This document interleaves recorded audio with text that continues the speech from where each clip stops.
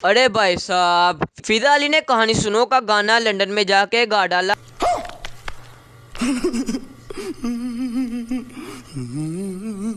और लंदन वालों को हिला डाला। और वो बोले, कौन है ये लोग,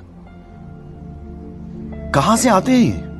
पाकिस्तानी शोब इंडस्ट्री की मारूफ अदाकारा, मेजबान और गुलकारा फिदा अली ने कहानी सुनो का अपना नया गाना रिलीज कर दिया। हाल ही में लंदन में चौथे rising Pakistan fashion and lifestyle show का इनकाद हुआ, जिसमें फिदा अली ने गुलकार कैफी खलील के ब्लॉकबस्टर गाने कहानी सुनो को अपनी आवाज में गंदा कर कर कर कर कर के फैशन शो में गंदगी फैला दी। इन्होंने हाथ में माइक थामे कैफी खलील के गाने कहानी सुनो पर ऐसी आवाज का जादू जगाया कि हर सुनने वाला इनकी आवाज के सहन में पागल हो गया।